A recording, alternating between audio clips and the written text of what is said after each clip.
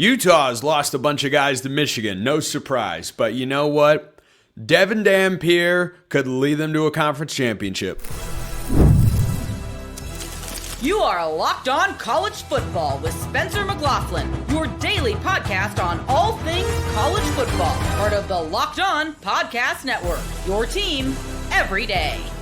Welcome, everybody, to another episode of Locked On College Football. I'm your host, Spencer McLaughlin. Thank you all so much for making this your first listen or your first view every day. It is part of the Locked On Podcast Network, your team every day, the number one sports podcast network out there. Thank you all so much, especially my everydayers, for helping make that the case. I'm buzzing around the ACC later on today's show because Cal is buzzing currently with a top 15 transfer portal class for their new head coach, Tosh Lupoi. Beau Pribula to Virginia. I love it. I absolutely love it. And that this episode is brought to you by our friends at FanDuel. The college football playoff is here. Just the one game left, and FanDuel is the best place to get into the action all playoff long. Visit FanDuel.com to get your college football playoff profit boosts every game day, of which there's one left. Utah's not playing in that game, but they might be in the Big 12. That's how you start the show. I know. I am mean like that. But they could be in the Big 12 championship game next year because unlike seemingly everybody else in the Big 12, Cincinnati and, well, Texas Tech got their guy from Cincinnati, Arizona State and Iowa State. BYU's got their quarterback for sure. But Devon Dampier returning to the Utes. He'll have a new offensive coordinator. We will talk about that. But this is a big piece of news in the Big 12. JT Wistersill of Locked On Utes. Yeah, this is massive. I think right now he's one of the top three returning quarterbacks in the conference. You look at what he was able to do last year at Utah. Big 12 newcomer of the year. No, we didn't make the conference championship game, but 10-2 regular season. And look how good he was against Nebraska. My goodness, he set a Las Vegas Bowl record with his performance in that game too. Guy who put up over 2,000 yards passing, was incredibly effective on the ground, over 800 yards rushing too, 24 passing touchdowns. He had another 10 on the ground too. Cut his interceptions down to 5. He had 12 last year at New Mexico. Cut that number down in a major way. Incredibly dynamic, needs to continue to grow as a passer. He's a good passer, but against the best defenses, he did struggle moving the ball through the air at times, but he is one of the most athletic quarterbacks in college football. This is a massive get back for Utah football. He's going to be making plays with his legs and arms, not just in Rice-Eccles Stadium, but I could see a world where it's college football playoff because he's that talented that he could help this team get to that level. This was a much needed win for Utah because it's been an offseason filled with losses in many ways too, Spencer. A lot of guys have hit the portal and have made their way to Ann Arbor with former Utah head coach Kyle Whittingham. Going to take me a little while to get used to that. I'm sure for you as well as a lifelong Utes fan. But having quarterback stability is always something you're going to covet in college football, of course. But in this particular cycle, I think it's emphasized when you look not just around the Big 12, but around the country. And sure, some have set themselves up, like Indiana getting Josh Hoover. Gosh, that's a really good move. But Ole Miss is banking on a lawsuit outside of the NCAA to get their desired number one guy back in Trinidad Chambliss. Miami, by the way, has no plan at the moment. No legitimate, concrete plan because Ty Simpson entered his name into the NFL draft, so he's not going to return for anybody that might have wanted him. Schools were trying to pull him back, including reportedly Miami. So Utah having stability there, that's a big deal. And Utah was one game away, potentially, maybe one and a half or two or something like that, from making the college football playoff this past season. Now, there will be some differences. No more Smith Snowden as well. He's going to make his way to be a Michigan Wolverine. But let's talk about the biggest change for Devon Dampier here. And it's the offensive coordinator. The guy he had been with for the last 2 seasons at New Mexico, then with the Utes, Jason Beck. He's now at his third school in 3 years. So how does Utah go forward with a new offensive coordinator? It'll be a bit of a challenge, right? You look at what Jason Beck did 2 years ago at New Mexico, now 4th best offense in yards per game in the country. And obviously this past season, the best rushing P4 attack on a yards per game basis. How did Kevin McGivern do at Utah State? He did well with actually former Utah quarterback Bryson Barnes running the show for How about it? They got some good production there, but it wasn't the same level that a Jason Beck did. They were in the 30s in yards per game and scoring offense last year. Utah State was. So how's it going to be coming over? Look, I think this was a fine choice. Honestly, in many ways, it was underwhelming. There was noise about Jonathan Smith getting this, even some about Aaron Roderick, the BYU OC, potentially making the jump. So you end up with a guy who is 2 years removed from being reassigned from just the offensive coordinator to moving down, basically demoted to just pass game coordinator at San Jose State. So he had one good year. I give him credit for that, but I don't love this hire because it's only 1 year. And his last time he was a P4 offensive coordinator at Oregon State, it didn't go great. They only won one game that entire season, actually. So look, this could work. It could be good. I just want to see more. The biggest problem for Utah, though, Spencer, is all 5 guys on that offensive line, one of the best offensive lines in the country, all of them are gone, graduating, NFL bound. So that's going to hurt a lot for Utah. They do get Wayshawn Parker back, who had nearly 1,000 yards rushing, well over that on the season overall. You still get a couple of receivers back that I like, but there's a lot of work to be done on this side of the ball. JJ Buchanan, their rising pass catcher, he's off to Michigan as well, too. So it's big that Devon Dampier, Wayshawn Parker, Bird Ficklin, the backup quarterback, who was one of the best running quarterbacks in the country last season, all of that returning is great. But Kevin McGibbon, look, last year at Utah State, who was his head coach, Bronco Mendenhall, who Jason Beck was with the year before. So there are some similarities in this offense, RPO, the way they use motion. I think there's a lot of reasons to think this could be good.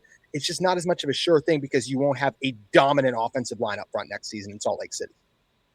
Do you think it's reasonable, just because Dampier is back and Morgan Scalley, I think, is as ready as any coordinator can be, feels very much like Pete Golding down at Ole Miss, that it was his time, and Utah obviously wanted to make that change and look forward instead of thinking back, and that benefited Michigan in a pretty significant way, as we know. But with all of that, the portal, the deadline to enter the portal, rather, closing on Friday, you can come out of the portal at pretty much any time. Is it going to be feasible for Utah to go into this season if they handle the portal correctly? And is it all on the portal to go into 2026 and say, we should be right back in the Big 12 championship college football playoff discussion as they were this past year? I think they'll absolutely have the expectation in the locker room. I think going from 10-2 to an 8-4 could also be very likely they lost 16 starters last season. And I know a lot of people are too, but let's also call it what it is. The guys they replaced them with in the transfer portal, they're either high level G5 guys or P4 backups. So could this work? Potentially. John Henry Daly, when he transferred to Utah from BYU, he hadn't done anything, was top 5 in the country in sacks. Now, guess where he is at? Of course, Michigan now. But there's a history of developing guys with this Utah team, with this staff. Having the right guy at quarterback always helps too. So I do think there's optimism to believe this team can get right back in the thick of it. As much as it pains me to say, you could argue BYU has won the offseason so far for a Big 12 team with the fact they've kept everyone pretty much there. And I just disagree with Tech's decision to invest in Sorsby as much as they did. I don't think he's that guy to get really level. I don't think he's that guy. And I'm not trying to just be a prisoner of just what happened in Salt Lake City, but I think he leaves a lot to be desired there. So I think they will be in a similar position. They could win the Big 12 again.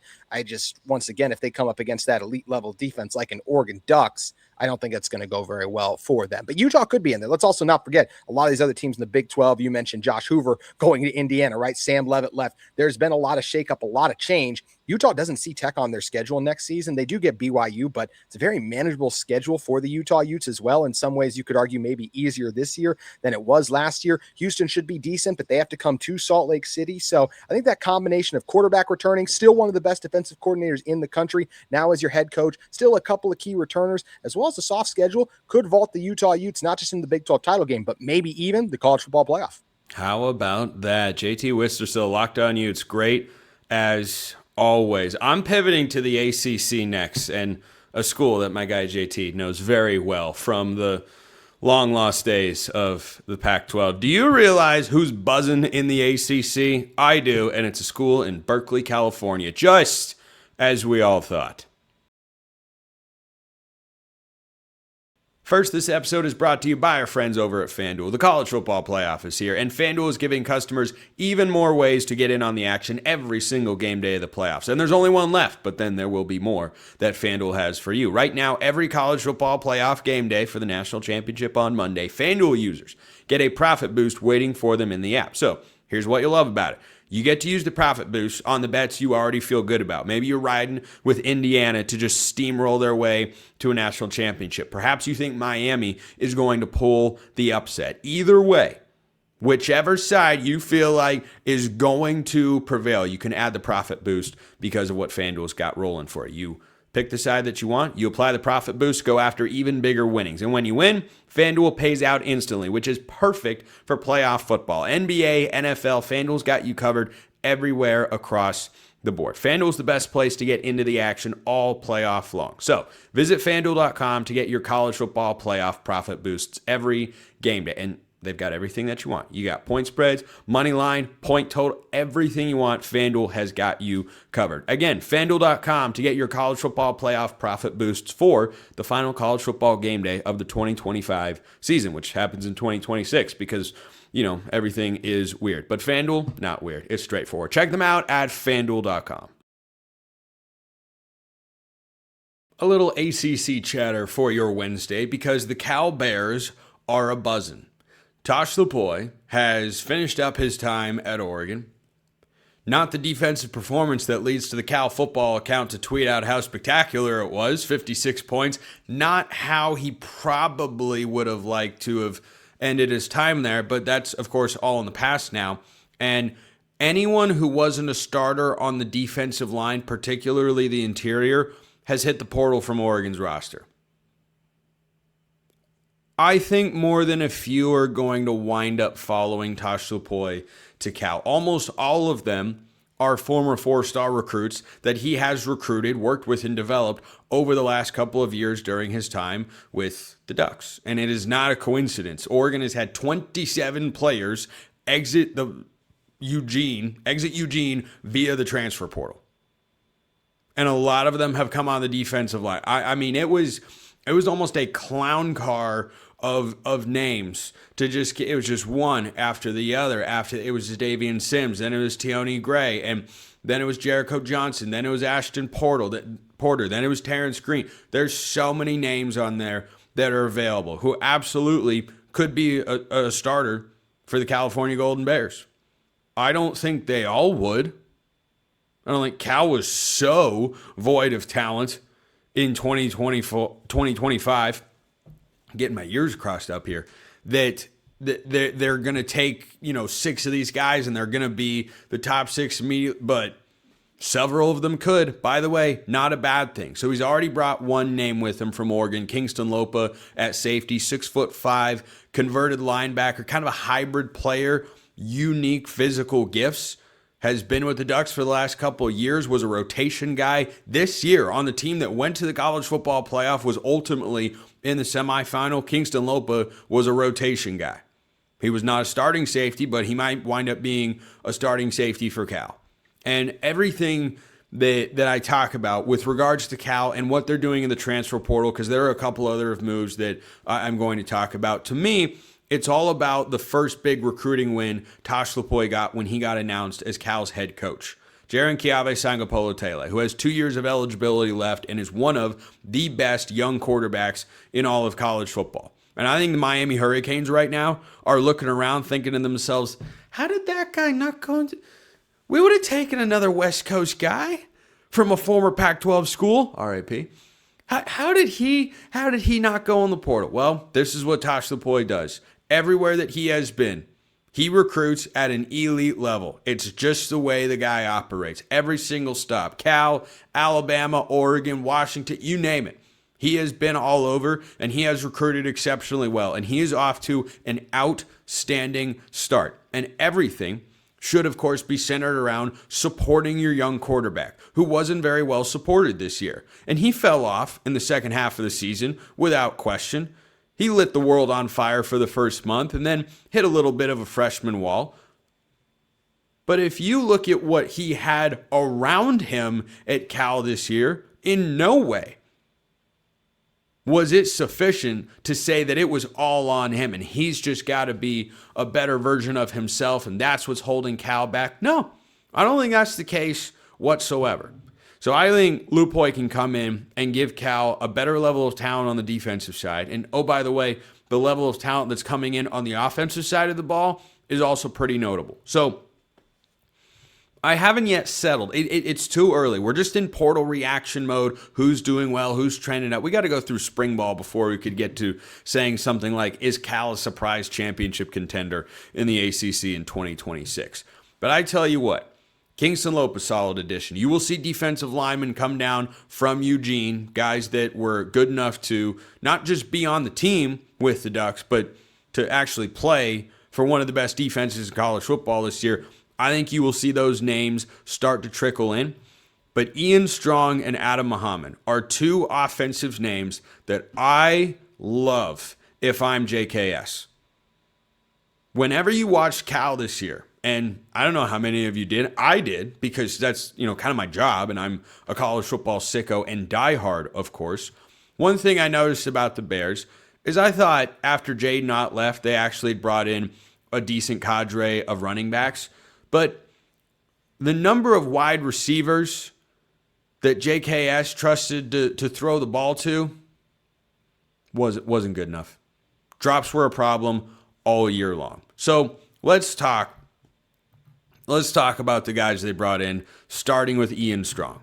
Transfer from Rutgers, 6'3", 211 pounds. He's basically a tight end who is playing wide receiver. And one thing that I really love about this pairing is what JKS showed an incredible ability to do for a true freshman is throw the back shoulder fade. I don't know what a fade is, but I don't think JKS is afraid of anything. The back shoulder fade, the 50-50 ball, the timing route down the sideline, what Indiana does very, very well. JKS can throw that type of ball and did this past year. The problem is he didn't have a consistent group of receivers that could catch it all the time. Ian Strong is an awesome fit. Awesome fit. That's the type of guy, maybe he doesn't end up being the number one receiver for Cal this year, but I kind of think he will be. That's one of those wins that you look back and go, how did he get to Cal? The Tosh Lupoi effect. It's just what he does. And another thing that a defensive coordinator such as Tosh Lupoi, I don't believe he's going to be the play caller, but, we'll see. He was at Oregon, of course, but he's worked under coaches that have been defensive guys that haven't called plays. So I don't believe that's going to be the case. One thing that defensive guys always like to emphasize, toughness. They love toughness. They love physicality. They love running the ball. And speaking of Cal in the transfer portal, by the way, Cade Uluwabe, their veteran linebacker, leading tackler from last year, he went to BYU. Sneaky nice pickup for the BYU defense there, which has done a very good job in the transfer portal, by the way. But defensive coaches tend to like toughness. They want to have what? A good physical run game. And I'm telling you, Washington fans, I think we're pretty bummed to lose Adam Muhammad in the transfer portal. Because when Jonah Coleman, the few times he was taken away in certain games this year, such as the Oregon matchup, Adam Muhammad stepped in and ran incredibly well. But there was some stuff behind the scenes. It didn't work out. And so he goes in the portal. And this is a guy who I fully think is capable of being RB1 for the Cal Golden Bears. So what Coach Lupoi has done so far is brought in a potential number one receiver, potential number one running back. He's kept his quarterback there. Now he's got to beef up the trenches. By the way, it's still early-ish in the transfer cycle, but Cal's transfer rating right now is sitting at number 14 in the country. The California Golden Bears, who very quietly have had a sneaky... Actually, they're up to number 13 as I record this show. How about that? They have a sneaky amount of recruiting potential, and I'm interested to see how this goes. But just if you're a Cal fan, listen for these names. Jericho Johnson, Ashton Porter, Zadavian Sims, Tioni Gray, Toby Hastrup. These are all four-star defensive line recruits that Tosh Lupoi worked with at Oregon. They've all gone into the portal. Terrence Green, that's another one. These guys could come in, probably start for the Bears, and at the very least be solid, if not plus players. Hot start in Berkeley. What about the other side of the country? But in the same conference, you know?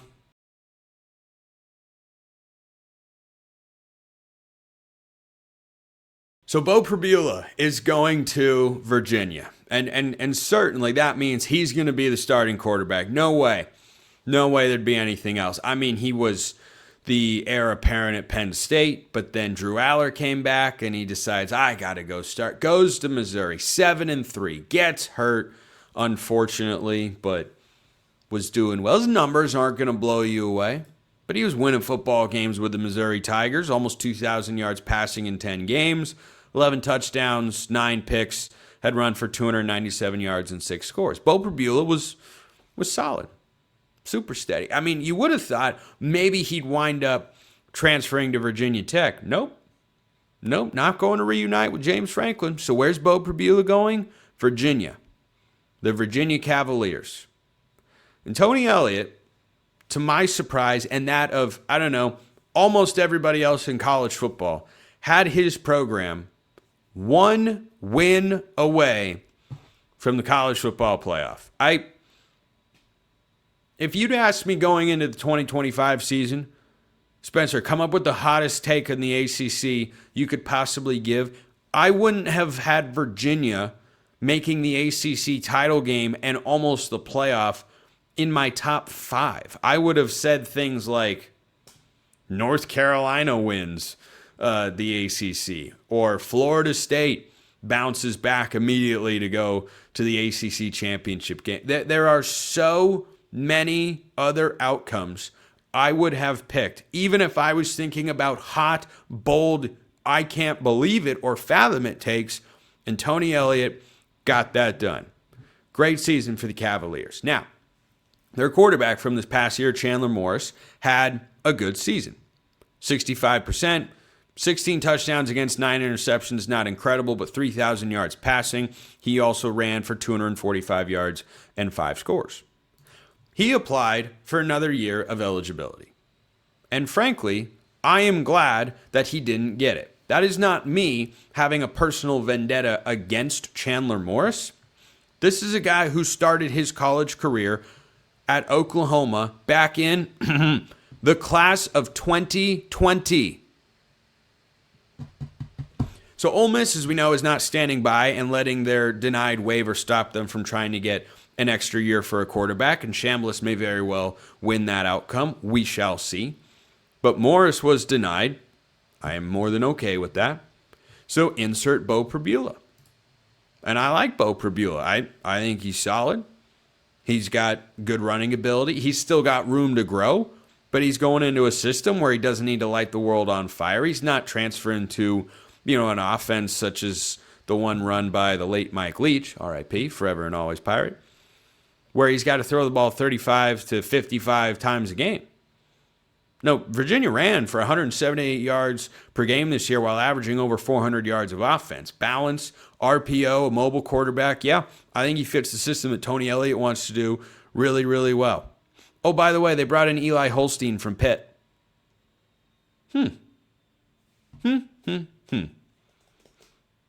Eli Holstein, who got benched at Pitt earlier this year. He's going to Virginia. That's my honest, instant reaction to that. Is this going to be a true 2-quarterback system? Maybe. Because neither one of those guys have the profile of I'm transferring somewhere to be a backup. And remember this, there is no spring transfer portal window. So last year you had guys that transferred out, like Nico Iamaleava or Steve Angeli, went into the ACC from Notre Dame, went to Syracuse, so fortunately got hurt early in this year, was off to a good start. You had guys that went through spring ball, saw where they were on the depth chart, and then said, I'm going in the portal elsewhere. You don't have that this year. So these guys are just going to coexist, I guess. I understood the Pribula move. I don't really get the Holstein move or what Virginia is doing there. So just keep an eye on that. Because with Virginia, you always wonder when a program like that, non-traditional power, bursts onto the scene. They've had some flashes up. They've been in the ACC championship game before within the last 10, 15 years. It's not, Indiana level of unprecedented. It's just not something you see all the time. The question's always, well, what do you do after? What's the follow-up? How do you, as that program, build on that success? Do you regress to the mean, or are you now an established contender? I guess we'll find out, and we'll find out in the spring which quarterback is emerging as a potential starter, because these guys are pretty different. They're very different. So keep an eye on that. Another thing that I think I've mentioned just one time here on the show, and that's not often enough. One of the most under-the-radar coordinator hires that's taken place so far nationally in college football is Buster Faulkner left Georgia Tech to go to Florida. And he brought Georgia Tech's future quarterback, Aaron Philo, and not current, but formerly current backup with him. So Philo's a guy that in the limited action he's seen has been efficient and productive, has filled in from time to time when Haynes King has gotten dinged up over the years. I really do wonder if Buster Faulkner will have the same offensive approach as he did at Georgia Tech with the Florida Gators. I say that because for the last couple seasons, Buster Faulkner's been dialing up an offense that includes your quarterback being your leading rusher more often than not. Is that something Jon Sumrall wants to risk? Now, the reason that I am okay with saying, DJ Lagway, you can go, we're bringing in a guy that understands the system really well and is going to run it effectively, is because Jon Sumrall is not going into a major pressure year in his first season in Gainesville. I'm somebody that, I know this is an old-fashioned notion, so to speak, I'm going to give him a little bit of time. I'm not going to say, you've got to win right now, you got to Kurt Signetti this thing, even though it's Florida, and I've supported firing Billy Napier since the early part of the 2024 season. I've been calling for that here on the show. They finally did it earlier this year, and it's just gross mismanagement from the Florida Athletic Department on that front. But the way that Georgia Tech's offense has run the last couple of years, you have put a lot on the quarterback's shoulders, not to be, the most complex reader of defenses to throw the football, but just physically, it is incredibly demanding to run the ball that often. And you're going to do it with a guy who's never been a starting quarterback before. I think it would have been interesting to have both him and DJ Lagway in the room, but as we know, DJ Lagway is now with the Baylor Bears. So I'm okay with that move. I just wonder if that model continues to go along. I wonder if you can keep running your quarterback that often. And as we saw at Georgia Tech, by the way, if you want to do that, that's totally fine. But you've got to know what your backup quarterback plan is. That can't be an afterthought or something that you say, yeah, you got to get it done, but it's not a high priority. No, backup quarterback is an important position if you want to win football games, if you're going to run a guy that off. Maybe Jon Sumrall is going to change things up a little. Maybe Jon Sumrall wants to run the quarterback less. I don't know. But if you haven't watched Buster Faulkner's offense before, it's really fun. They use fly sweep motion with receivers and running backs more than anybody in college football, and it's a good time. It is a good, fun, unique watch, and it's also very effective. Georgia Tech's problem the last couple of years has been defense, not the offense. So I think it's a great OC hire. I think the Aaron Philo move is acceptable, though not exceptional. That's a soundbite right there. And that's how we end today's show. Appreciate everyone listening. I'll see you next time. Until then, hope you all have a wonderful rest of your day.